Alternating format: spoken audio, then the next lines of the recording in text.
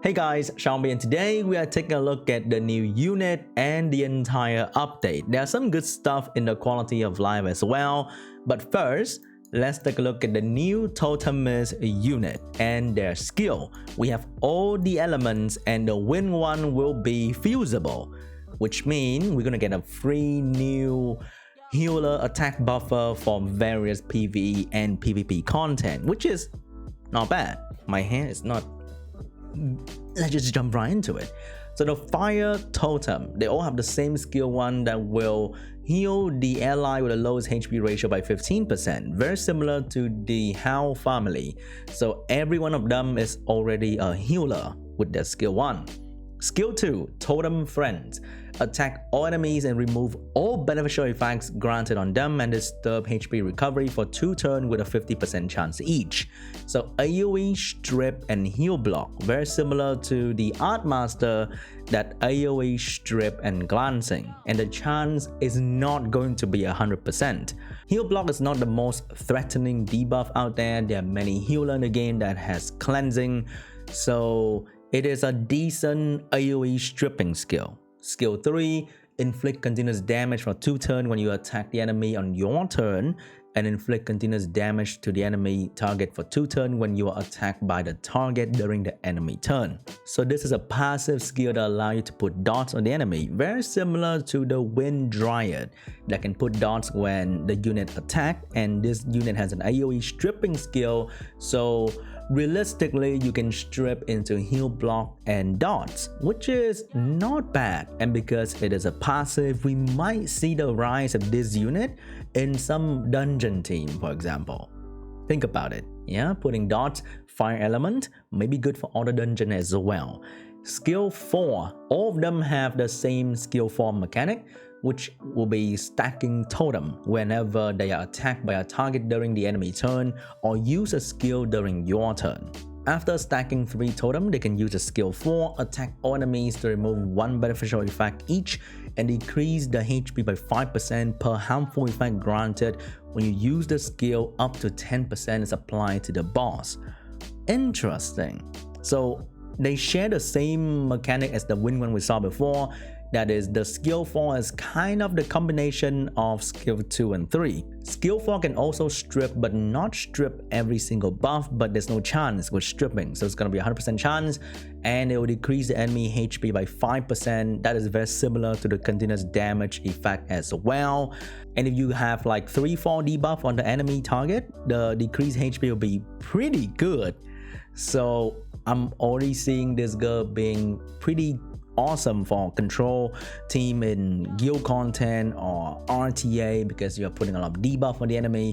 Let's say you have a Rika, for example, you can strip and then just drop enemy HP by so much and put even more dots, because it is a passive to put dots when she attacks the enemy.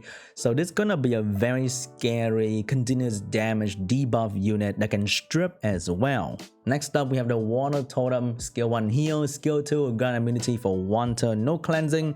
Skill 3, recover HP of all allies by 15% each and increase the defense for 2 turns. So AoE heal and defense buff, very similar to the 4-star unit Emma, the Water Nailstone agent.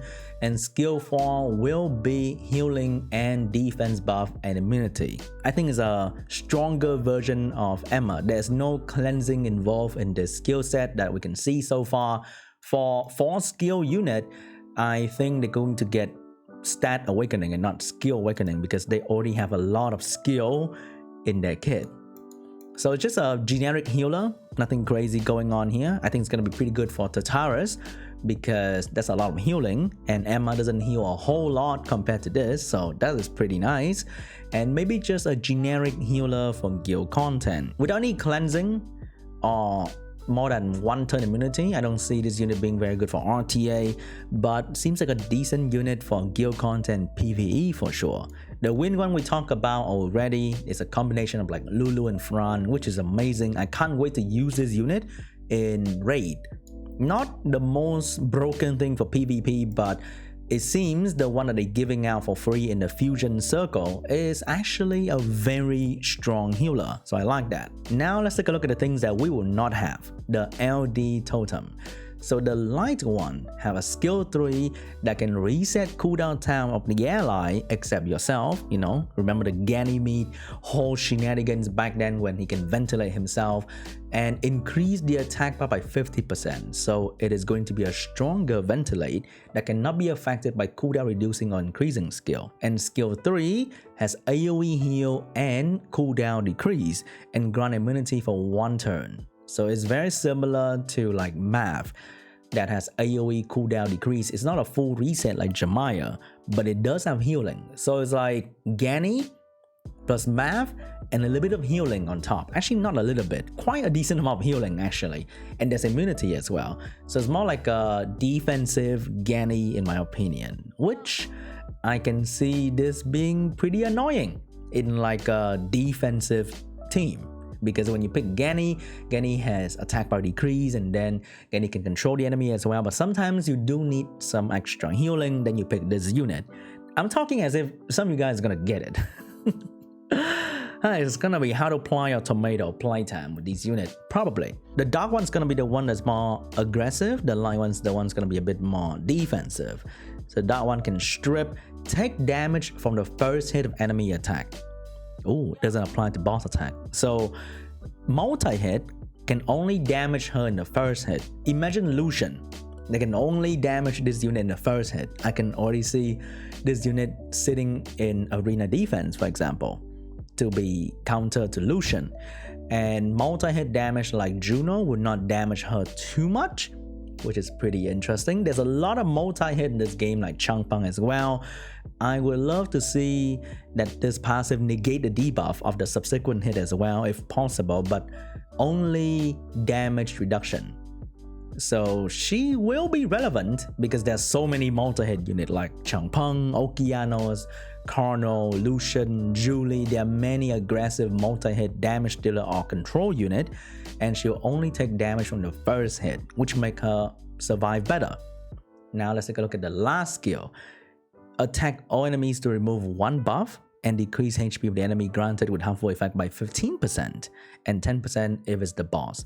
Very similar to the fire one, but it is a straight up 15% as long as the enemy has any harmful effect. I don't like this though. I want it to be unique, and it is quite similar to the fire one that can strip into HP reduction. But the fire one can scale up higher, meanwhile the dark one will be immediate 15%. I don't know. I don't like this. I want it to be different. You know, they tend to make the unit different from one element to another, but then the dark one is kind of similar to the fire one. I think the fire one's actually better because you can scale further. I don't know. I don't like the dark one a whole lot. I do like the light one. The light one is amazing. The free one is not bad. The other two, we shall see. I think the fire one is decent. The water one is kind of meh. We also have new Halloween transport that looks pretty adorable. And we have the new bundle select function has been added to sell select. Oh, I kind of like that. Have you sell even faster, which is pretty amazing. Repeat battle sell option function has been added to the sell select. Wait. Oh my god, our auto farming is getting a bit more complicated as well, which is amazing. No, it is not auto sell, but you can sell quicker, right? I think. Sell option has been added to the screen. Sell option is a function that allows runes to be selected automatically by setting the grade and main property. So you can like sell, I mean, if you're farming B12, most of the time you get blue and purple. Most of them you roll purple, so you only sell the blue anyway. Oh, you can set the flat to be sold quickly as well, which is great. Yeah, you can sell the flat, but I think it's not, if it's not auto sell, I don't think there's much value, but the sell here might be better. When you have a messy inventory that is mixed with War Boss rune, rune from farming, rune from Feynman, all that stuff. Soon we're gonna have all these in Siege, and it's gonna be pretty annoying. Might spark some new meta because you can block certain unit from being used in the tower. You know certain units are hard counter to your team defense, like Savannah defense. You block Leo, in that certain tower, and then it's gonna be very annoying because I have 3 Leo. If I can't use Leo against Savannah, that's gonna be very inconvenient. Fire Imp Champion and Wind Bounty Hunter Summoning Piece have been added to the guild shop. They are also making Fire Imp Champion free to play, which is amazing because there has been a comment saying that Vert is not fully free to play because Fire Imp Champion cannot be farmed in Secret Dungeon. But now you can buy them in guild shop, which is amazing. Some bug fixes, the most important one to me is the Wusa or the Light Pioneer Skill 2 that doesn't have the improved damage with skill up. So now Wusa will do even more damage, which is pretty amazing. And we have Light Vampire, which I have no idea about. I try to play with Light Vampire with Island Grown, but they never let the Vampire through anyway, which is kind of sad. Some quality of life improvement. To me, the most important one is the last line right here. So they changed the rune management and how you can choose the main and sub property. It wasn't broken before. They just kind of changed it and people were pissed. And now they changed it back to before. Thank you. It's like the MacBook getting ports back, you know? That's kind of deal. Like, why are you trying to make new problem here? So that is the new update. We are also getting new monster update special event. Oh my god. So if we summon new unit, if we summon monster, you get points. If you fuse the default 5-star monster, you get points. And then you get more scroll, so you have to summon new unit, which is great. Nothing crazy. No Devilmon, no LD scroll. Just that if you're summoning and fusing stuff, you are going to get more scroll. And also 1 whole bonus scroll when you summon, which is... I guess. I hate summoning yellow scroll by now. It's just a lot of depression when you do like a couple hundred and you get nothing. And that's about it for the version 6.4.3 update notice. I can't wait to try the wind one. I'm really excited for the wind one. I hope the AI is good and I hope their stat is amazing, and I hope I get something new from summoning. I don't know if we are going to get anything new at all. I do have some scroll, save up some crystal ready. Hopefully we're gonna get something. Okay, and that's about it for me today, guys. Thank you so much for watching, and I'll see you guys in the next one. Bye.